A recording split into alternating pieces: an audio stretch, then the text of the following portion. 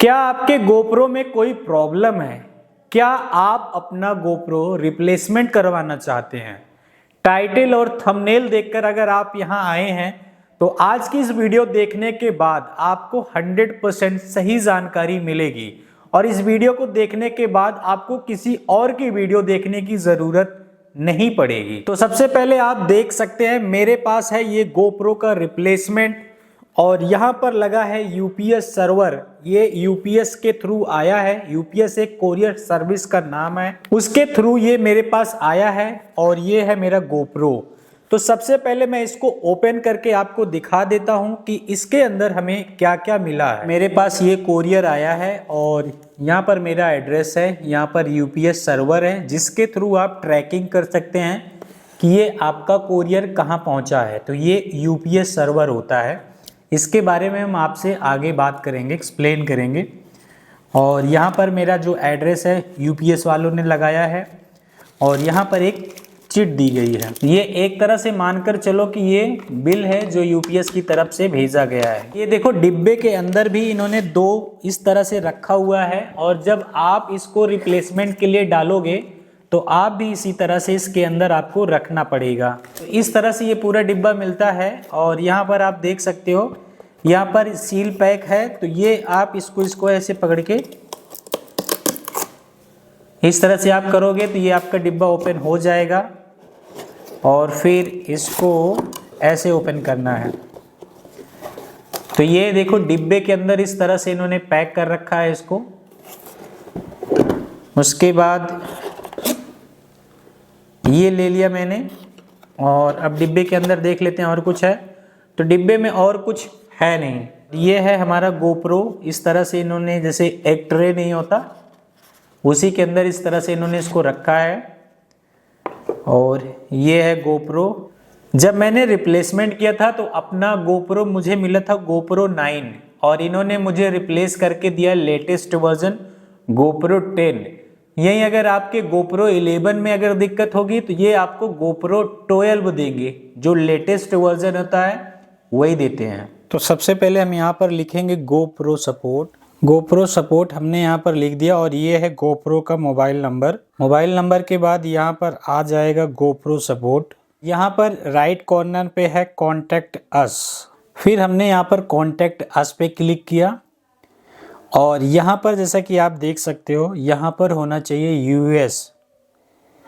यहाँ पर हमने यूएस सेलेक्ट कर लिया और हम यहाँ पर यूनाइटेड स्टेट ले लेंगे।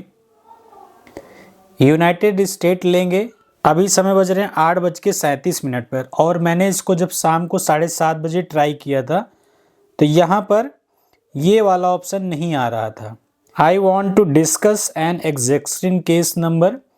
तो मतलब अगर आपने GoPro से पहले भी बात किया है तो यहाँ पर आपको क्लिक करना है और जब भी आप यहाँ पर बात करोगे यहाँ पर आपको एक केस नंबर दे देंगे। तो आप यहाँ पर वो केस नंबर मेंशन कर दोगे तो आपको GoPro समझ जाएगा किस लिए आपने फ़ोन किया है। आपने कभी कोई केस रजिस्टर्ड नहीं किया है तो हम यहाँ पर क्लिक करेंगे जो भी आपका मॉडल है प्रोडक्ट सपोर्ट। जैसे कि मुझे GoPro 9 या फिर GoPro 10 में प्रॉब्लम है या फिर मैं किसी और 11, 12 जिस भी ब्रांड का आपका GoPro है जिसमें भी दिक्कत है आप उसको यहाँ पे सिलेक्ट कर लो और यहाँ पर रीज़न लिख दो, एक्सप्लेन कर दो। माइक इज़ नॉट वर्किंग, जैसा भी आपको दिक्कत है आप यहाँ पर लिख सकते हो। आप अपना यहाँ पे फर्स्ट नेम लिख सकते हो और उसके बाद आप कौन सी कंट्री से इनसे बात कर रहे हो। तो यहाँ पर आपको भारत सेलेक्ट करना, देख लो इंडिया एज ए भारत। और यहाँ पर एक ऑप्शन है कॉन्टैक्ट अस, आपने इनसे कॉन्टैक्ट अस कर दिया। अब देखो जैसे कि यहाँ पे है रिक्वेस्ट ए कॉल। अगर ये कह रहे हैं अगर आप मुझे कॉल करोगे तो उसका वेटिंग टाइमिंग 6 मिनट का है और ये अगर आप इनसे चैट करोगे तो यहाँ पर वेटिंग टाइमिंग 3 मिनट का है। दोस्तों मैंने YouTube पर काफ़ी सारी वीडियो देखा है जिसमें उन्होंने बोला है कि आपको GoPro के सपोर्ट के साइट पर जाना है और आपको वहाँ पे रिक्वेस्ट करना है कॉल के लिए। लेकिन हमारे बहुत से इंडियन भाई ऐसे हैं जिनको इंग्लिश अच्छी तरह से नहीं आती है। तो जब आप बात करोगे तो वहाँ पे जो कस्टमर केयर आपको कॉल बैक करेगा तो वो इंग्लिश में करेगा। तो ये सारी जो चीज़ें हैं मैंने भी YouTube पर देखा था जब मुझे अपना रिप्लेसमेंट करवाना था, और YouTube पे मुझे सभी ने सजेस्ट किया था कि आप वहां पर कॉल के लिए रिक्वेस्ट करना, लेकिन मैंने कॉल की रिक्वेस्ट नहीं की। मैंने सोचा मेरी इंग्लिश तो अच्छी है, मैं कॉल पर बात कर लूंगा, लेकिन मैंने सोचा कि क्यों ना मैं अपने व्यूअर्स को ऐसा कुछ बताऊं कि जिसमें फ़ोन पर बात करने की ज़रूरत ही ना पड़े। तो मैंने चैट के थ्रू गोप्रो सपोर्ट टीम से बात किया, और जब आप चैट के थ्रू बात करोगे तो आप अपना पहले से लिख लेना क्या प्रॉब्लम है, ताकि उन्हें जैसे ही आप उन्हें हाय लिख के भेजो, वो आप अपना मैसेज वहाँ पे कॉपी पेस्ट कर दो, तो उनकी जो टीम है वो आपसे पढ़ लेगी। तो उन्हें लगेगा कि आपके द्वारा बताया गया जो भी आपका कंसर्न है, क्वेरी है, जो भी आपको प्रॉब्लम हो रही है गोप्रो में, वो जेन्युइन है। तो उसी चैट के दौरान वो आपको एक लिंक भेजेंगे।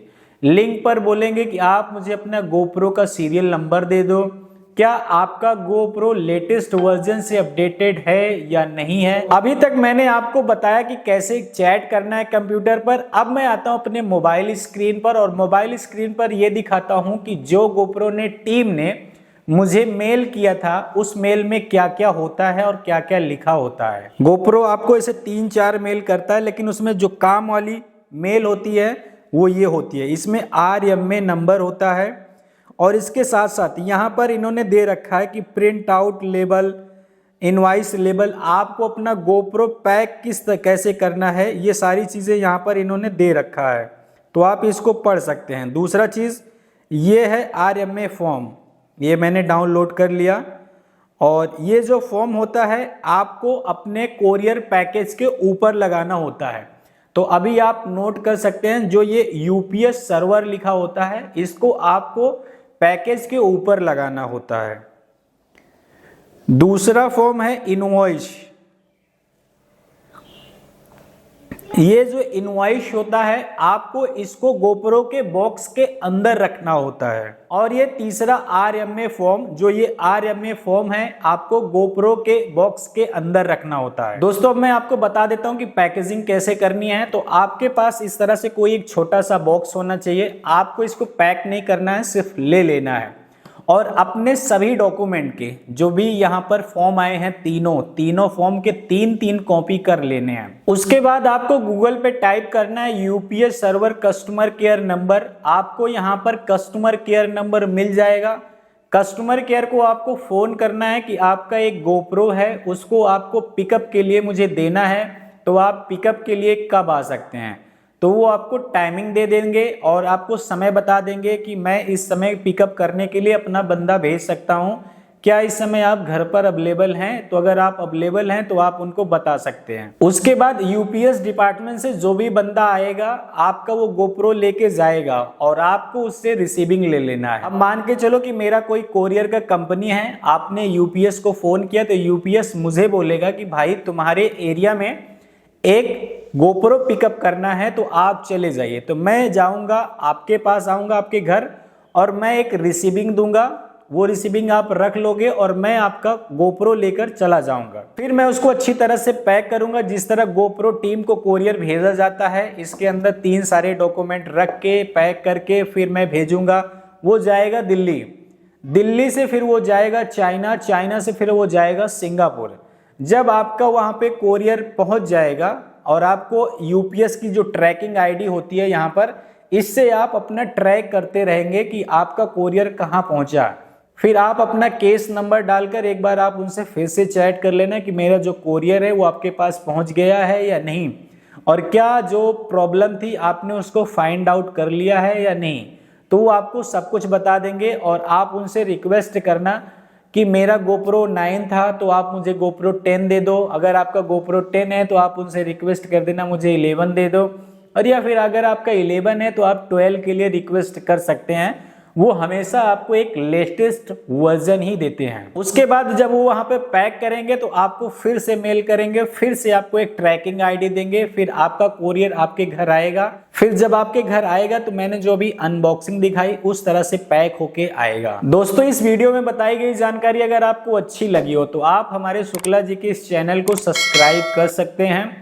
लेकिन अगर आपको कोई क्वेरी या फिर कंसर्न, अगर इसके बारे में भी और कुछ जानना है या पूछना है, तो आप हमारे इस इंस्टाग्राम ID पर कांटेक्ट कर सकते हैं, या फिर आप हमारे इस वाले मोबाइल नंबर पर हमें कॉल कर सकते हैं डायरेक्टली। और जिन्होंने यहाँ तक आकर पूरी वीडियो को देखा उनको बहुत बहुत धन्यवाद। तब तक के लिए बाय बाय।